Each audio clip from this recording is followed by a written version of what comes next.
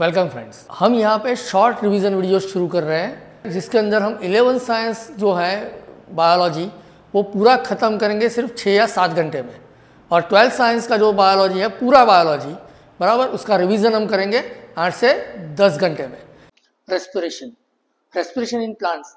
अब ये जो आपका टॉपिक है रेस्पिरेशन वाला, यहाँ पे जो हेडिंग जो है ना वो थोड़ा सा कंफ्यूजिंग है, क्योंकि रेस्पिरेशन जो है वो सिर्फ प्लांट में ही होता है ऐसा नहीं है। यहाँ पे हम जो रेस्पिरेशन की बात करेंगे वो सेल्यूलर लेवल रेस्पिरेशन की बात है। अब देखो, फोटोसिंथेसिस से खाना तो बन गया, अब खाना बनाने के बाद प्लांट को भी एनर्जी चाहिए, तो वो कहाँ से लेगा? तो that's why the respiration is very very important. So all living organisms require a continuous supply of energy for carrying out various life activities. Clear? और cellular respiration is the process of releasing energy from the breakdown of organic substances. हम भी जो खाना खाते हैं उसमें भी क्या होता है? ऑर्गेनिक सब्सटेंसेस होते हैं, तो उसको भी ब्रेक डाउन करना पड़ता है। प्लांट को भी ये ऑर्गेनिक जो स्टार्च बनाया है उसने, या तो फिर उसके पास जो ग्लूकोज फॉर्मेशन हुआ है उसको तोड़ के उसको एनर्जी वापस लेनी पड़ेगी। The release energy is stored in the form of ATP. ATP जो है वो करेंसी है एनर्जी के लिए। ATP is the energy currency of the cell. The process of the respiration occurs in a cytoplasm and mitochondria। यहाँ पे दो जगह पे ये प्रोसेस होगा, साइटोप्लाज्म में और दूसरा माइटोकॉन्ड्रिया। माइटोकॉन्ड्रिया जो है उसको हम बोलते हैं power house of the energy. Clear? माने power house of the cell का जो पावर हाउस है वो माइटोकॉन्ड्रिया है। ऐसा क्यों है वो हम आगे देखेंगे, क्योंकि साइटोप्लाज्म में जो प्रोसेस होती है वहां पे एनर्जी रिलीज होती है, बट वो बहुत ही कम होती है, जबकि माइटोकॉन्ड्रिया में जो होगा वहां पे बहुत ज्यादा एनर्जी रिलीज होगी।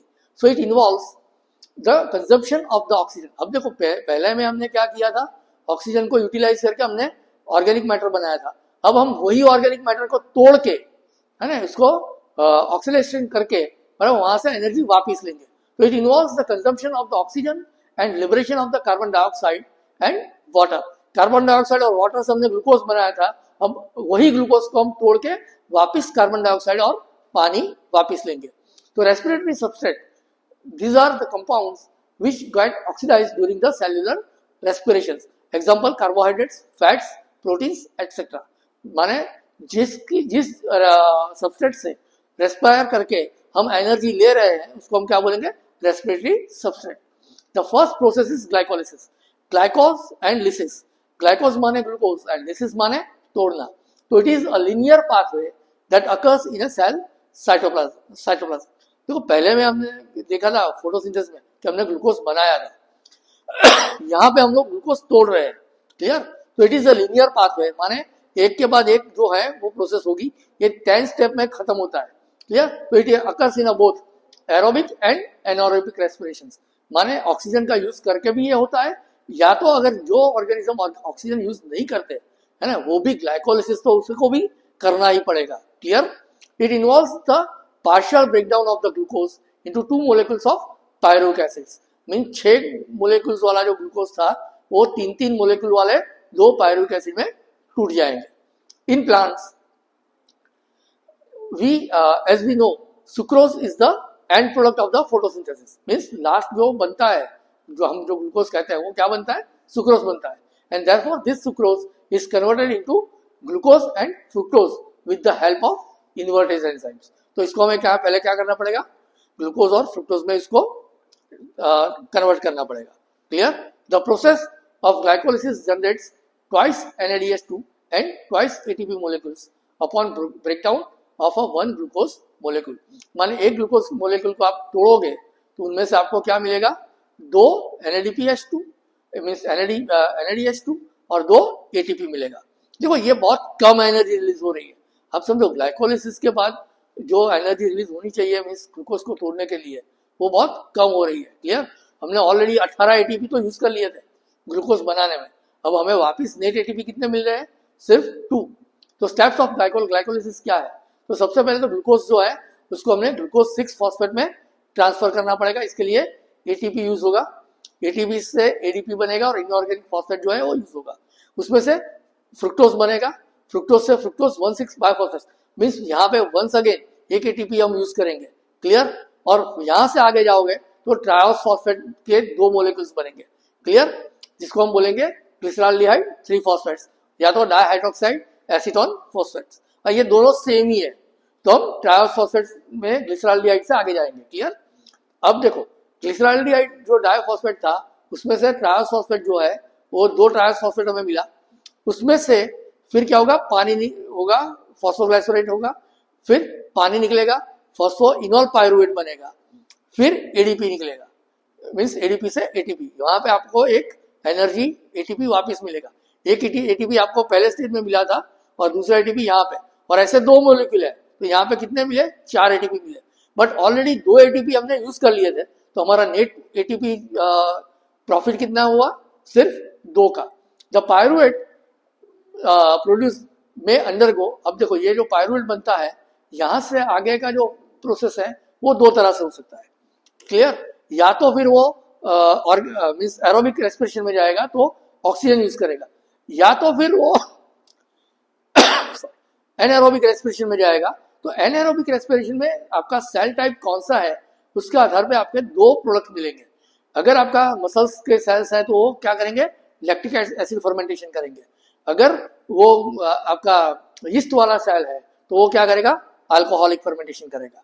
तो एरोबिक रेस्पिरेशन जो है, और जो ऑक्सीजन यूज करते हैं वो कहाँ पे जाएंगे, एरोबिक रेस्पिरेशन में। तो एरोबिक रेस्पिरेशन को हम बोलते हैं Krebs cycles. Now respirations all living organisms require, क्यों रेस्पिरेशन की जरूरत है भाई, all living organisms require continuous supply of energy for carrying out the various life cycles, clear. तो इसके लिए हमें इसकी जरूरत पड़ती है। हमने ग्लाइकोलिसिस देख लिया, क्लियर, फिर स्टेप ऑफ ग्लाइकोलिसिस देखा।